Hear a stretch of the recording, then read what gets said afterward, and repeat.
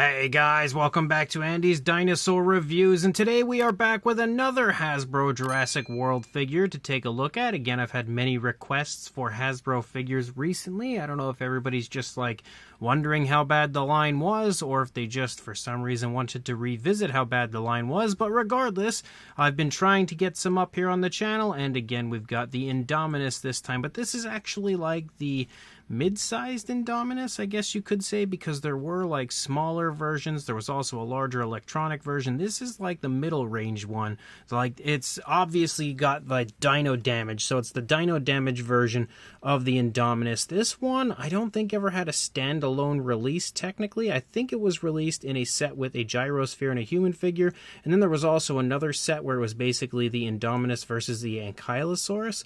Those are the only two sets that I for sure know this one was included in. I could be wrong. It may have been in more sets than that.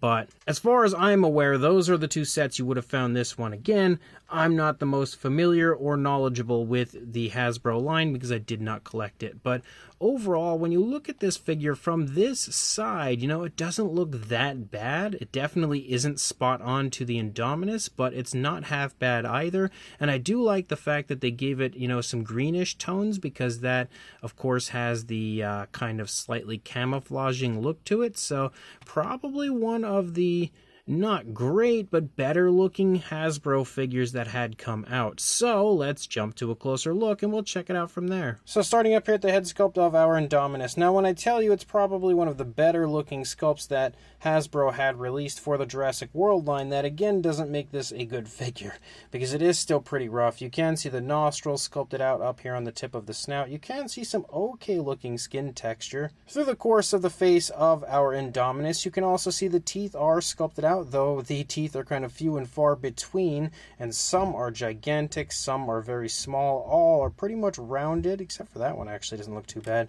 But the teeth are not really that great. You can see if you turn it around and look over here, you can see the teeth again look a little bit better actually, I think, on this side, on the lower jaw anyway, than they do on the upper jaw and on the other side. The paintwork isn't absolutely perfect. They are painted with kind of a yellowish tone. The inside of the mouth sports a pinkish tone for the tongue, very large tongue in there. Nothing really in the way of detail on the upper side of the inside of the mouth, though. If you take a look at the coloration, we basically have a grayish tone. You can also see some of those kind of like pinkish tones on the outside of the mouth, which is intriguing. You can see the eye actually does have some pretty cool paintwork to it, though. You've got like a reddish tone, then what looks like a light yellow and a black pupil. So the paintwork of the eyes isn't half bad. And then as you move up here to the top of the head, you can see a greenish tone up here on the top of the head, again giving it that slightly camouflaged look. You'll also notice that there's like a little chip on mine right here in the eyebrow area, unfortunately. But as you move back, you can see we do have like that scoot-like and ridge-like appearance to the Indominus, maybe even a little bit too much going on as far as that goes. You've got some skin wrinkles and stuff down here on the lower jaw. Unfortunately, the jaw is always hanging open. There's no real way to close it, but as you can see, when you do try to close it, it doesn't close all the way, and then it also leaves this very large gap here in the throat, which is pretty ugly. You've got some skin folds and wrinkles down here in the lower part of the throat. The detailing of the underside of the throat is okay, nothing really super exciting. You do have articulation in the neck, and that's part of the action feature. It basically can go down and kind of left and right. That's really about it as far as that goes. You can't actually turn the head or anything like that. You can also see as you move back, again, the detailing doesn't look too terrible in some spots. Like, it's definitely got some okay detail. It's obviously not as crisp as you see on Mattel figures, but definitely not the worst.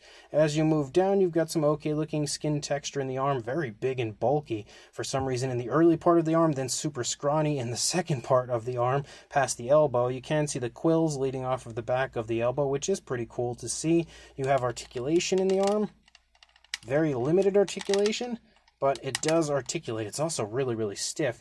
Moving down into the fingers, you can see the fingers are sculpted out fairly decently. You've got some scoots moving down the fingers, and you also have a dark gray for the nails. So, I mean, you've got to give kudos where kudos belong. At least they painted the fingernails even on these figures. But as you move back here, you can see that you do have the Dino Damage area of the stomach. You can see kind of like some slash marks here on the outer skin of the stomach. Then you've got like this little kind of knob right there, and that's because if you push this, it pops open the stomach, and you can see the rib cage as well as the muscle and everything on the inside of the dinosaur's stomach, and then you have to use that ridge to kind of, or that knob right there to kind of pull that back up and close off that area. But that does look pretty cool. As you continue to move along the back, you continue to have all sorts of ridges and stuff. Like, you don't have any of the quills on the back of the neck. I mean, I guess they kind of look like they sort of tried to sculpt it out. I don't know.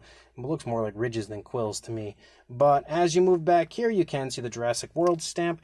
As you move down the front of the leg, you can see some massive, almost rock-like armored sort of ridges moving down, or armored sort of scoots moving down the front of the leg. Very interesting as far as that goes. The skin texture looks okay as you move back here. Not much, honestly, in the way of muscle definition in the thigh. It just looks really bulky. You can see some muscle definition in the calf, though. And then you move down into the foot sculpt, and the foot sculpt looks super awkward and very strange. You do have some scoots moving down the toes, but they just look so weird. The nails are painted, though, at least, and yes, even the dew claw is painted. So again, they outdid Mattel, I guess, in not much, but at least a few areas.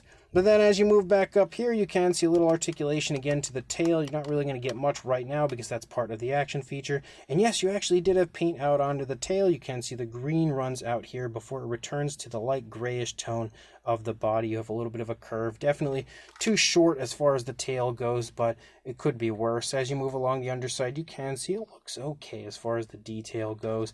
And then the other side, of course, looks pretty much the same as the first side, except we are now absolutely littered with screw holes. Well, 4 screw holes. I guess that's not really littered, but there's definitely quite a few. And we certainly didn't need any of them. But you can see the arm looks pretty much the same over here. The leg is the only thing really different that you can see straight out of the gate. Again, it's trailing over here on this side compared to leading on the other side, giving you a little bit of a better view of the stomach, I guess, as well as the screw holes. And then you lead up, and the tail kind of leans toward us now on this side, more so than it did on the initial side. But again, it's not absolute garbage, but it's definitely not a great version of the Indominus. However, it is one that I've always been kind of fond of. I'm not really sure why, but I've always kind of enjoyed this figure. As far as the action feature goes, you can use the tail to kind of push it down, and, well, it's moving too much, so let's just get the hand in there. There you can see how the jaw kind of snaps, the neck leads down, so it has kind of like an attacking action feature. If we look at it from a front point of view, you can see how the head just chomps down. Again, you can see how we can kind of wiggle the neck back and forth as well.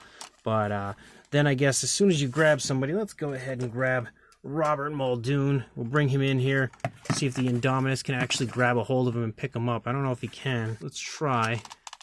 There we go. And now we can just wiggle him around and kill him.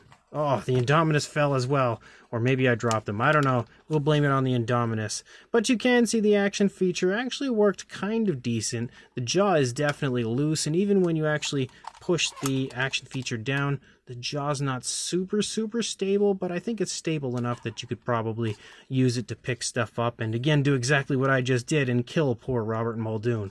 But as far as a size goes, let's go ahead, stand him here before us, which this is actually one of the Hasbro figures that can stand. Some of them can't stand very well. As far as a length goes, you are looking at about a little over 12 inches or around 31 centimeters. And then for a height to the back of the neck, you are looking at just shy of 5 inches or around 12.5 centimeters. And then here on the tail, about 5¼ inches or a little bit over 13 centimeters. Now, of course, you could position the dinosaur up higher. That's just in the position it's currently in. You can get it standing pretty tall if you want it to, so it would be dependent on the way you pose it, I guess. But as far as a size comparison goes, there is Mr. Papo T-Rex, the Attack Pack Colovosaurus, Robert Muldoon, and the Collect A human being next to our Indominus Rex from Hasbro, and you can see it's not a large figure. Definitely not their largest. They have a larger electronic version that's closer in size to what you get with the Mattel Indominus figures, but this one is far smaller than any Indominus that you would get from Mattel, except maybe like the Sound Surge versions from Mattel. I would think it's probably similar in size to that, but when it comes to the regular Indominus from Mattel, this one is way smaller. And to further give you an idea of that, you can see a Mattel Velociraptor and Dilophosaurus next to the Indominus, showing that this Indominus is definitely not very sizable. I think this is probably the best size comparison I can give you because we have a Roarivore version of a Concavenator next to the Indominus, and you can very clearly see that these two figures are pretty much in the same size range. So any sort of Roarivore, roar attack type figure, as far as a theropod goes, would pretty much be right around the same size as this Indominus. So this Hasbro Jurassic World Dino Damage Indominus Rex is not their worst, but definitely not an amazing figure. It's okay. Again, it's one of the figures that I feel like are kind of passable from the Hasbro line, and there's not many that are, but this one I always felt wasn't so bad. Like, the sculpt isn't that bad. It doesn't perfectly replicate an Indominus Rex, but it's not too far off. It has like the general likeness. It also does sport some decent fine detail to it. It has the quills on the elbow and everything, and the detail isn't super muted or anything, so it's not that bad as far as that goes. It also has a fun dino damage feature to it, which is kind of classic, almost Kenner-like, sort of, except for the fact that this is actually more Mattel-like, I would say, than anything, because it's similar to the older battle damage figures from Mattel with the way that the damage, is operating, not like the Kenner. The Kenner, the piece you could take off, whereas these guys, basically you push it just like you had on the old battle damage figures from Mattel. So that's kind of fun, I guess. But the figure overall has an okay appearance, just a little bit of ugliness at the same time. The way that the articulation works leaves kind of big gaps and stuff, which are a little bit ugly, especially in the jaw, the neck, and the tail. A lot of those areas are part of the action feature, which does work pretty decently. The paintwork is also fairly decent for what it is. Again, the eyes are painted nicely. You have painted nails on both the hands and the toes, even the dew claw. You have paint that runs out onto the tails. So again, even though it's not the greatest figure, it is at least kind of passable in some areas. You do have screw holes on the other side though, which are certainly an eyesore. And I think the mouth looks pretty ugly, especially the way the teeth are sculpted and everything. Definitely doesn't look very good. So it's kind of a mixed bag as far as this one goes, but when it comes to the Hasbro Jurassic World line, I would say this one was probably one of the better figures they had to offer. So if you are interested, of course, the best way to find one would be to check eBay, because these are long discontinued. So I will try to find one for you to include in the description. I can't see it being too expensive nowadays, and maybe you can snag it if you want it. Otherwise, like, comment, and subscribe, and I will see you in the next review. Thanks for watching.